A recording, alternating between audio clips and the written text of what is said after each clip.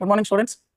మీరు ఎటువంటి competitive exam అయినా రాయండి, అటువంటి కాంపిటేటివ్ ఎగ్జామ్లో మెన్సురేషన్ అనేది కంపల్సరీ కనీసం ఒక క్వశ్చన్ అయినా కనబడుతుంది. అలాంటి క్వశ్చన్లో ఇది ఒక క్వశ్చన్. ఏంటి సార్ ఇక్కడ ఇచ్చిన క్వశ్చన్ ఒకసారి జాగ్రత్త చదవండి. If your length of your rectangle increases by 10% and breadth decreases by 10%, then what is change in its area?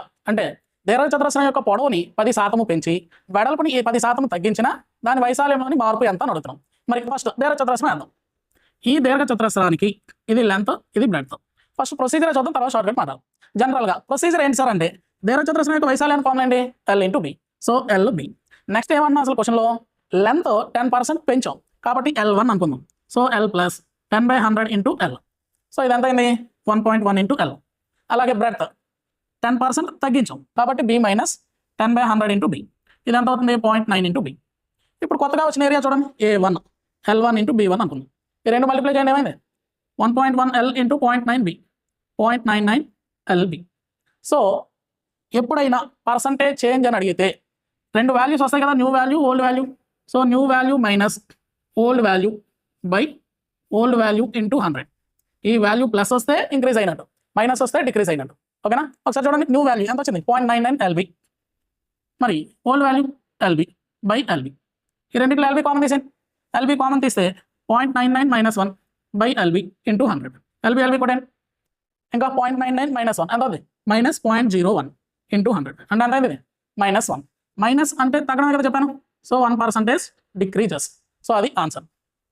ఇది ప్రొసీజర్. మరి ఇది చేయడానికి చూడండి ఎంత టైం పడుతుంది కదా. మరి ఇది కాకుండా ఇంకా ఎలా చేయొచ్చు సార్ అంటే ఎప్పుడైనా క్వశ్చన్లో 2% కనబడి వాట్ ఈస్ ద చేంజ్ లేదా వాట్ ఈస్ ద ఎఫెక్ట్ ఇలా ఏవి అడిగినా ఫస్ట్ దాన్ని X అనుకోండి, రెండో దాన్ని Y అనుకోండి. ఇలా అనుకొని ఒక ఫార్ములా యూజ్ చేయండి. ఏంటి సార్ ఫార్ములా అంటే plus or minus X plus or minus Y plus or minus XY/100. మరి ఇందులో ప్లస్ అనేది ఎప్పుడు తీసుకోవాలి?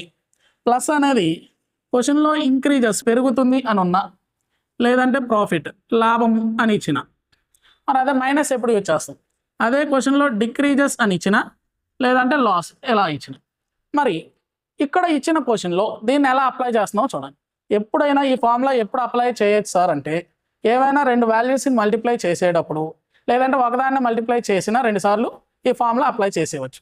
మరి ఇక్కడ అడిగిన క్వశ్చన్ ఏంటి? Length of rectangle increases by 10% and breadth decreases by 10%, then what is change in its area అన్నాం. మరి రెక్టాంగిల్ ఏరియాకి ఫార్ములా ఏంటి? L into B. చూడండి, Lని Bని మల్టిప్లై చేస్తున్నాం కదా, అంటే ఈ ఫార్ములా అప్లై చేయొచ్చు. మరి లెంత్ ఎంత పెరిగింది? 10% పెరిగింది. బ్రెడ్త్ 10% తగ్గింది. కాబట్టి ఈ వాల్యూలు ఇక్కడ పెట్టండి. ఫస్ట్ పెరిగింది కాబట్టి +10, రెండోది తగ్గింది కాబట్టి -10. ఈ మూడోది sign important. Plus into minus ఎంత?